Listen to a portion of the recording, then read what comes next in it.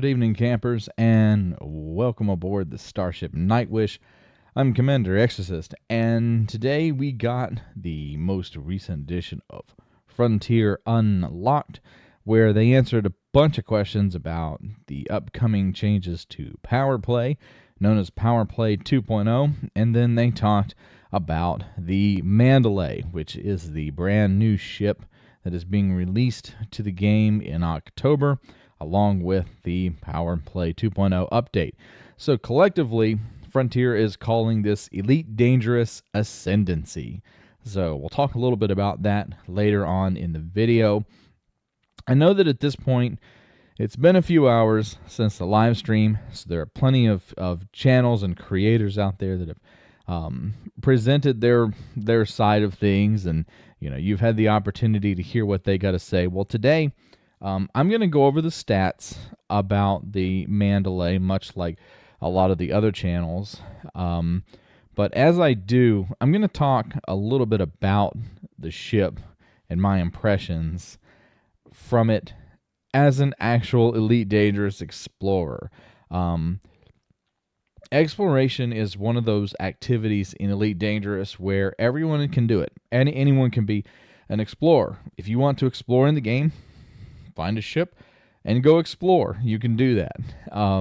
But there are a few of us out there that have made exploration, I guess for lack of a better way to describe it, part of our identity. It is who I am. I am an Elite Dangerous explorer, and I have been an explorer since 3304. Long before the Nightwish launched, I flew an Asp Explorer.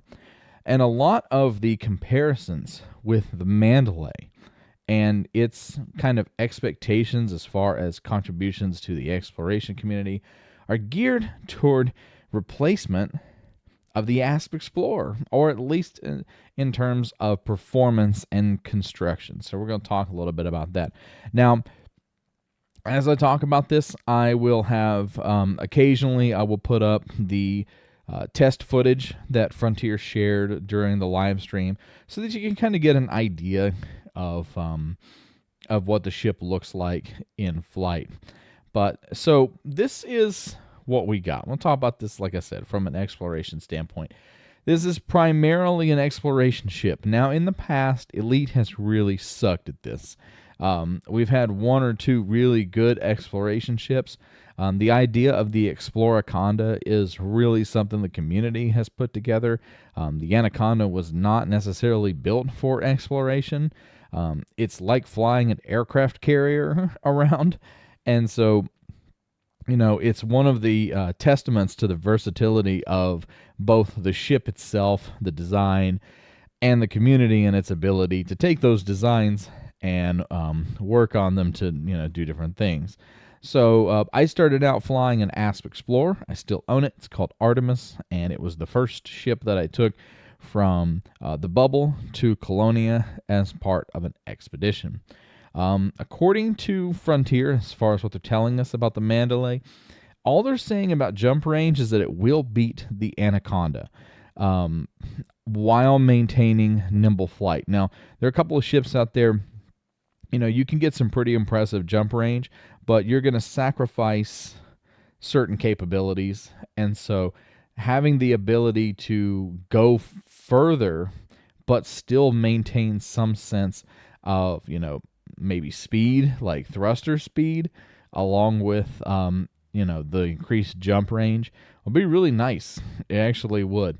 So, the Mandalay is a sharp-looking ship. It really is. I mean, it's just the whole design of it is really well done. And so to see, the emphasis placed on the utility of exploration and real things that explorers can use, like these set up we're going to talk about on the module slots and stuff that'll be coming up. So they did say that the performance of the ship and the module setup places it on par with the Asp Explorer. I think it's interesting that they say kind of in the same breath it'll compete with the Anaconda, but it's like an Asp Explorer, so it's really kind of strange. It's a medium pad ship. If you've seen the videos and the pictures, it's really close. Like The wings are just kind of barely touching the edge of the pad. So they really pulled out all the stops to get this thing to fit on a medium pad. It is the slowest SCO drive with the best fuel economy. So it is going to get us further in more time. So it's going to be slower but farther, which is good because when we're out there in the middle of nowhere and you run into these systems where a lot of times some of the weirder neon planets and the other like kind of stranger worlds will spawn 2, 3, maybe even 400,000 light seconds away from the host star. And so to have a ship like this that will have good fuel economy, get us there and back, that's pretty good. I'm all about that. So it's nice to see that, the SCO technology isn't just looking at speed, but is also looking at things like fuel economy. And so moving on here, they say they like to do this. They say it's not designed for combat. You can try, but you might die. The emphasis here is running away. Yes, they give us a few hard points. So we got 4 medium, 2 small hard points. That's actually not too bad for a small ship like this. So they want you to be able to defend yourself to a certain degree, but you're not going to be leading any kind of a combat mission from one of these things. That's what they say. That's what Frontier's telling us. I know this community, and we will find a way. You will find somebody in a Mandalay soloing a Hydra very shortly after it's released. That's just how these things go. And why would they do that? Why would somebody go do that? Because this is Elite Dangerous, and that's what we do. Part of it is because they tell us it's not a combat ship. Somebody out there is going to make it a combat ship. And it's also just because that's kind of what we do. We want to see what we can do with it. We did take the Anaconda, which, like I said, is like flying an aircraft carrier, and we turned it into an exploration ship. So we will do what we do. The module sizes for this ship are really cool. There's a lot of room in this ship for stuff like the Guardian, FSD modules. So we got 3 size 1s, 1 size 2, 2 size 3s, 2 size 4s, 1 size 5, and 1 size 6, which for most of us explorers, that's going to be a fuel scoop. So your fuel scoop will go there. And that size 5 will be a shield or something. But that's a lot of room for things like your Guardian FSD drive and extra bay for SRVs. And all of the default modules that come with this ship are size 5, they're all the default stuff, like the core internals. The optional stuff is the bullet point above. But the default stuff it's size 5. So that's actually pretty cool, except for life support, because you obviously don't need to breathe as much as everything else in deep space. But the idea of being able to bring extra SRVs is welcome, because, yes, they do get blown up. There are still a few tall mountains out there, and you can fall off of them. We have, people make mistakes and get blown up. And it sucks to be 30,000 light years away from the nearest station and blow up your last SRV and have to run somewhere to replace it. Not an ideal situation to be in. So it's actually not too bad. The setup and layout for the Mandalay is really nice. It really is, and I'm looking forward to trying it out in that capacity. It doesn't have a fighter bay. if it's like going out on a date, and you're talking to the person and you're really enjoying things and it's going really well, and they say that one thing that makes you go, huh. It's like the first red flag that goes up. No fighter bay. So did I expect a fighter bay? Not necessarily. It would have been nice to have a fighter bay. The crate has a fighter bay, but in this case, this ship actually looks like a fighter. So it kind of makes sense. It's not built for that kind of activity. Fighters are used by explorers for surface reconnaissance a lot of times when we're looking for exobiology or we're looking for geology, other surface features. And so But that's not what fighters are made for. That's not what fighters in the game are designed to do. So when when the creators of the Mandalay were looking at functionality, they're not thinking, oh, well, let's just let the explorers have a fighter bay so that they can go search for geysers. That's not how it works. So when they're designing an exploration ship, they're not even considering putting a fighter bay in it. It was something I hoped that would possibly come, but that's not what we're getting. So we're kind of stuck with that. So no fighter bay. Boo. That is the one demerit so far that the Mandalay has taken from my professional exploration review. Room for up to 3 SRVs. And so according to them, based on kind of some test designs that they've done, there's room for pretty much up to 3 different SRVs with some of the basic stuff installed, which is pretty cool. This is pretty cool. If I'm doing any kind of exploration activity, so the Nightwish actually carries, I think, 6. I have 6 SRVs on my ship. I carry 2, so it's always good to have 2. I like to have a Scorpion and a Scarab if I can, but if I have to if I had to pick, I'd actually keep Scarabs more than the Scorpions. I think the Scarab is a little bit more photogenic over time, and the Scorpion's nice. It has great traction, but I think for some of the deep space stuff, maybe I'm just biased and in more of a habit of using a Scarab. It has 2-seater capability, so you can bring your friends with you, which is really cool. And this was the moment where, when they're talking about the ship, where I could kind of feel the knife getting dug into, like the Asp Explorer, the DBX, even the Anaconda, because with all the great setup, all the design that they've offered for this thing, and then to throw in, hey, by the way, it's a 2-seater.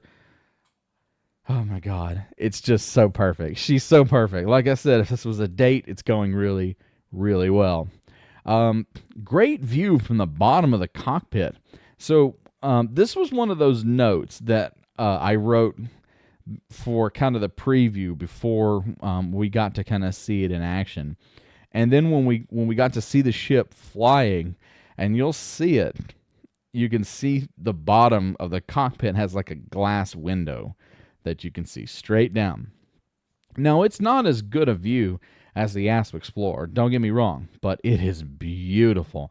And that is the kind of thing that sets it apart from so many other ships when it comes to exploration. Having that view of the freaking ground, being able to see.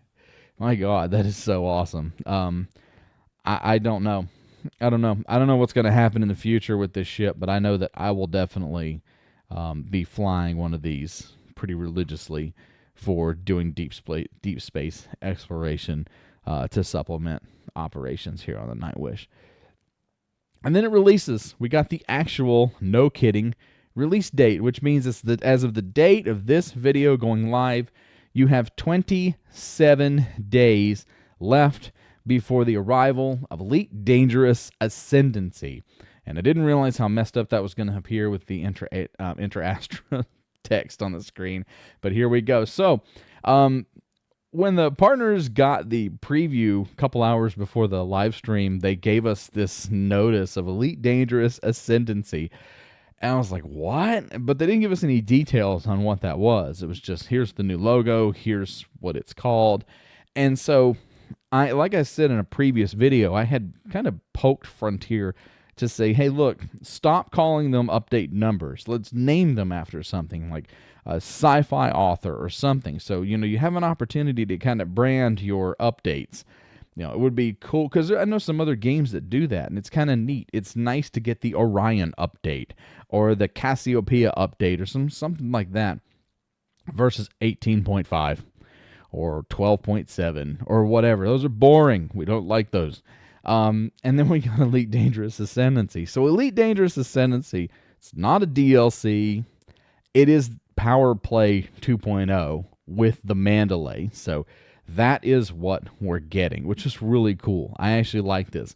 So it's cool to see Frontier leaning into this kind of branding and this kind of stylization and presentation for the game going forward. It really shows that there's a renewed focus on Elite Dangerous, and it can seem like it's not much, but you have to understand how much it takes to get new key art done, or a new logo like this, something simple for a game like Elite. It takes a lot of effort. There's a lot of committee action, there's a lot of meetings, and there's a lot of decisions that have to be made before you can get something like this done.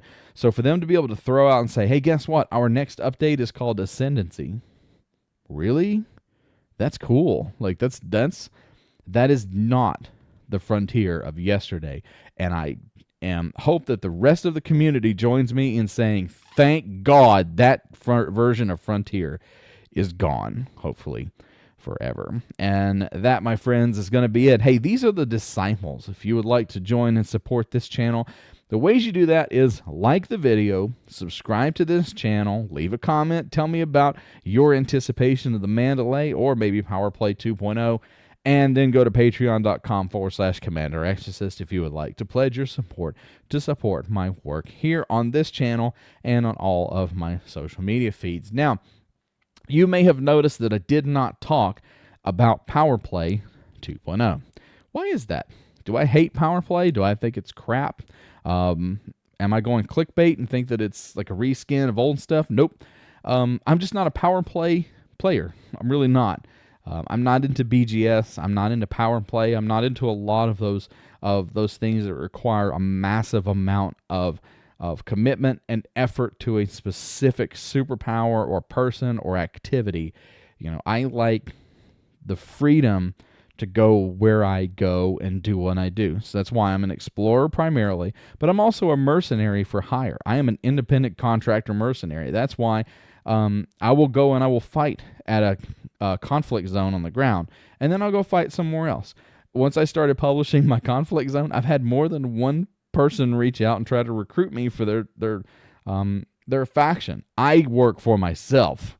And so with PowerPlay, as a player for myself, it doesn't appeal to me. And so I can't, in all honesty, I cannot give you an honest perspective on PowerPlay and what I think it's going to be and how I think people are going to enjoy it. I wish there were more content creators in the Elite Dangerous sphere that knew more about PowerPlay, were excited about it, and could present things to you. I'm just not that person. I can't. I'm not interested in it. It doesn't interest me because it's not a type of gameplay that I would really engage with anyway. So from what I can tell, it looks like a decent improvement in what's there already. I know that what's already in place has been pretty cumbersome for some folks, and it can be difficult to see what kind of a difference you're making. And I know there's been some complaints about, hey, it changes a decal or a hologram here and there. But I think that once it's in place and the people who are actually committed to PowerPlay and participating in that activity, I think they're going to be able to tell us a little bit more about whether or not it's actually worth it. And it's probably best to wait and see what those folks have to say about it than for me to pretend like I know what's going on, because I absolutely don't. Hey, everybody. Thanks for hanging out with me for this look at the Mandalay and Elite Dangerous Ascendancy from the perspective of a professional explorer. Everybody, I'm Commander Exorcist. Take care. Fly safe. And I will see you out there. Good night, everybody.